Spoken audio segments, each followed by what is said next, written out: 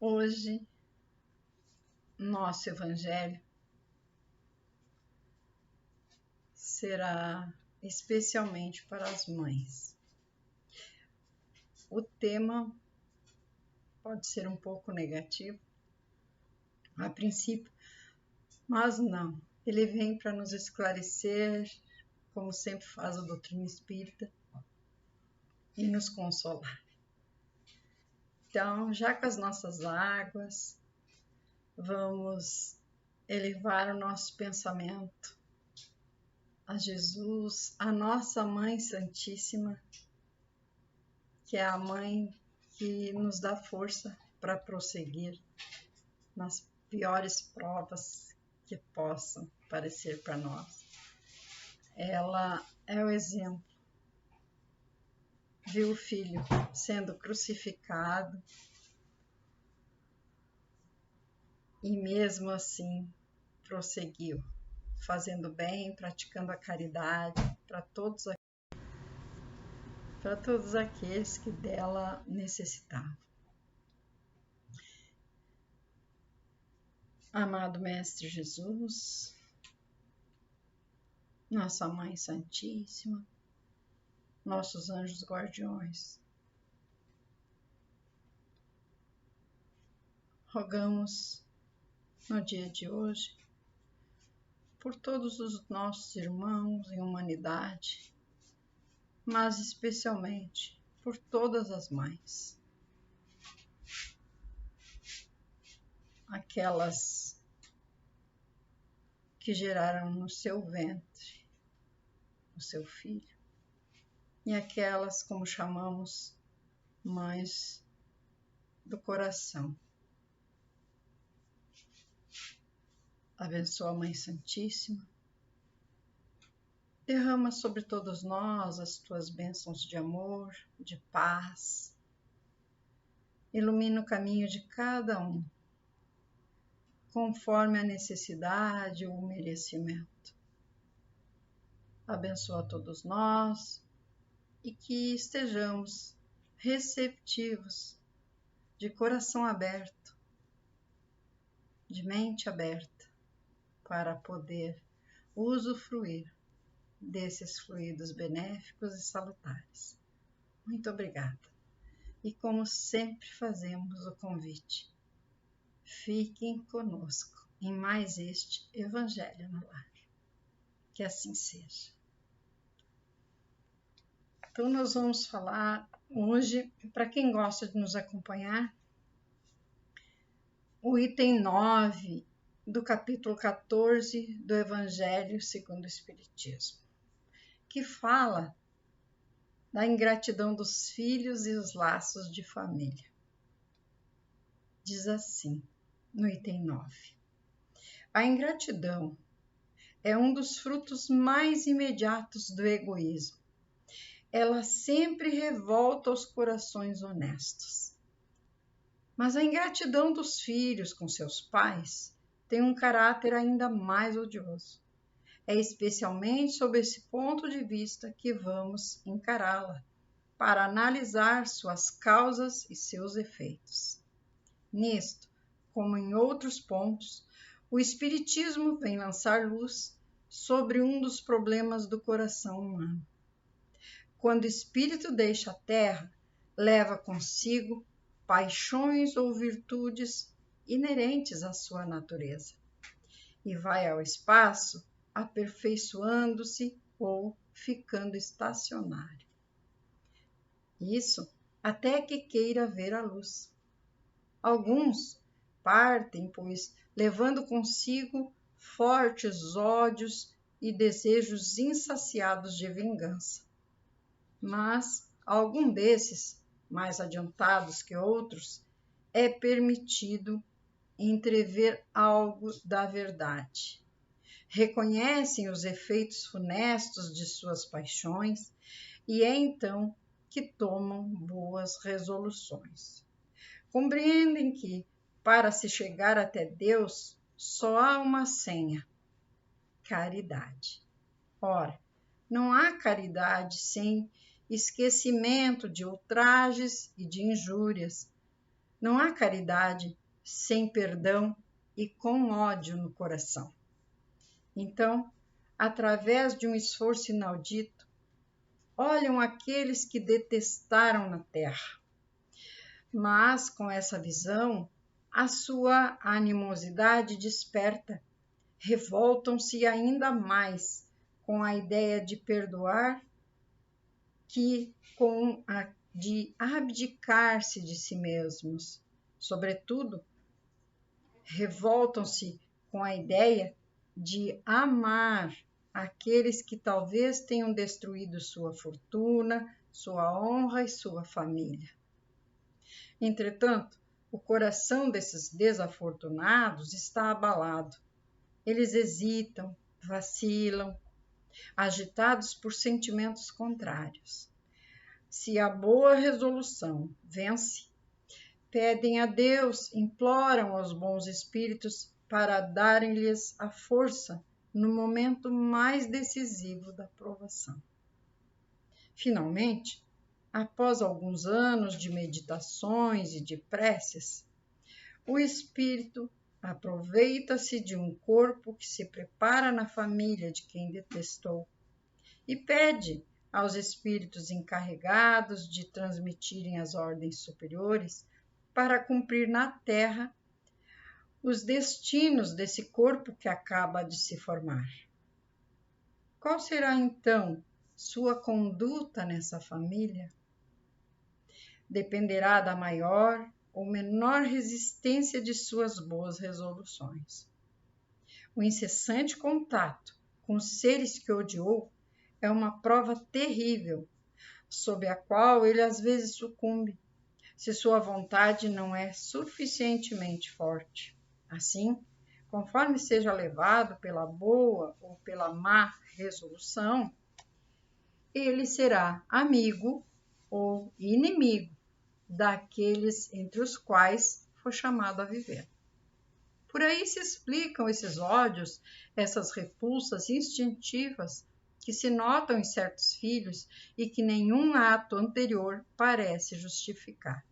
Com efeito, nada nessa existência poderia ter provocado essa antipatia.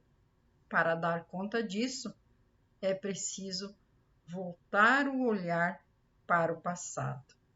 Portanto, não rejeiteis a criança de berço que repele sua mãe, nem aquele que vos paga com ingratidão.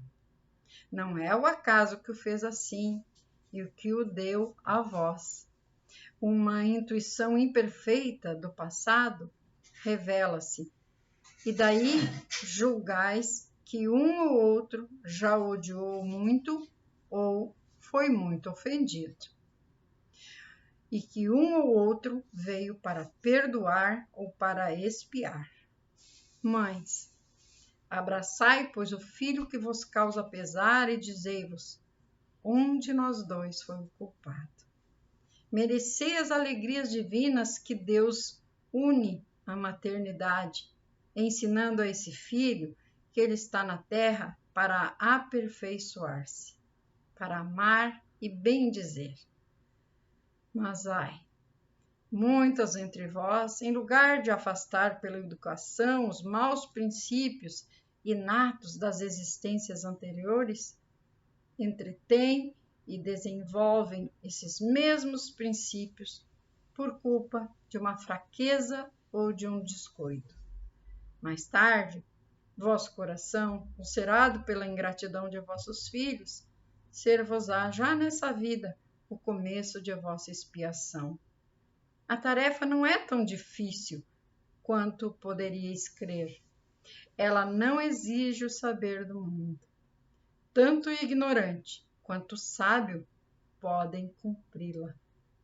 E o Espiritismo só vem facilitá-la, fazendo que se conheça a causa das imperfeições do coração humano. E aí o nosso roteiro sistematizado, como sempre trazemos, para quem gosta de estudar o Evangelho, nos diz assim: qual a causa da ingratidão no coração do homem? A ingratidão é provocada pelo egoísmo, sentimento próprio dos espíritos ainda endurecidos e imperfeitos. A ingratidão é sentimento mesquinho que magoa quem recebe e provoca graves danos espirituais em quem o pratica. Que explicação se pode dar à ingratidão dos filhos para com os pais, quando, na presente encarnação, não há motivo que a justifique? Esse sentimento pode dever-se a inimizades surgidas em vidas passadas.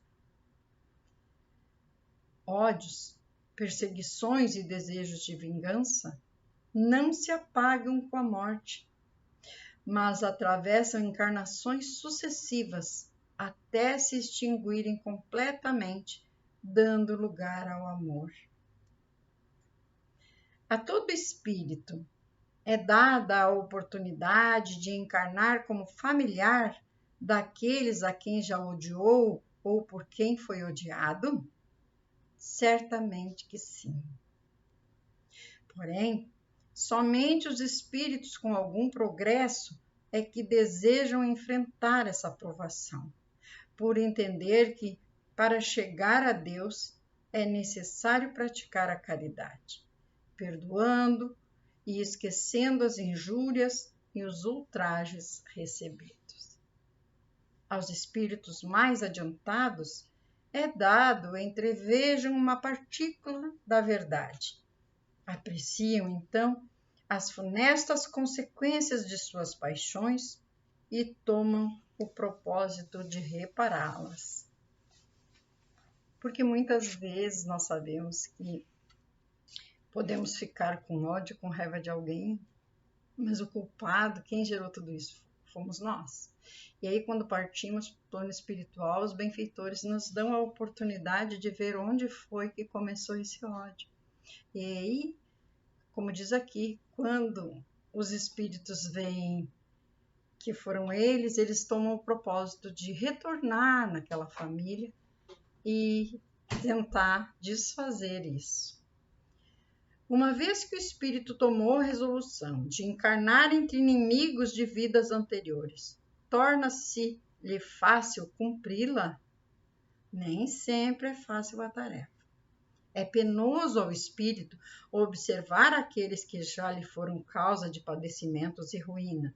Muitos desistem da prova, outros, nos quais predomina a boa resolução, rogam a Deus e aos bons espíritos auxílio para enfrentá-la e vencê-la. Ao observar aqueles a quem odiou na terra, o espírito fica conturbado entre sentimentos opostos de vingança e perdão. Não há caridade sem perdão, nem com o coração tomado pelo ódio. Como se dá a encarnação do espírito nessas famílias? Após anos de meditação e prece, o espírito obtém permissão para cumprir sua prova. Aproveita-se então de um corpo em preparo na família daquele a quem detestou, nele encarnando. A encarnação entre antigos desafetos é a oportunidade que a misericórdia infinita de Deus nos concede para expiar faltas passadas e mais rapidamente chegar até Ele. Uma vez encarnado, que atitude poderá adotar o espírito para com seus familiares? Seu procedimento dependerá da maior ou menor persistência em cumprir as resoluções tomadas antes de encarnar. Portanto, conforme prevaleçam ou não os bons propósitos, ele será amigo ou permanecerá inimigo daqueles entre os quais foi chamado a viver. Para se apreender a causa de ódios e repulsões instintivas manifestadas por certas crianças sem nenhum motivo que os justifique naquela existência, torna-se necessário voltar o olhar para encarnações passadas.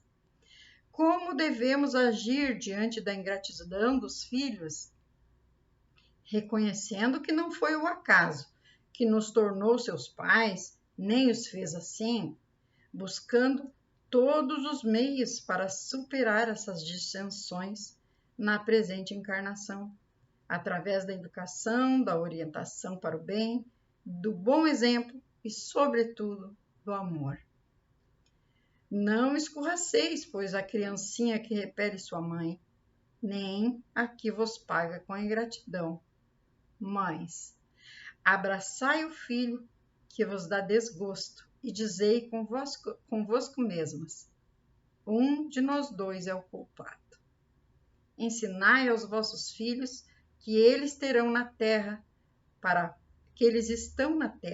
para se aperfeiçoar, amar e bendizer a Deus. Então é isso que nós, mães, devemos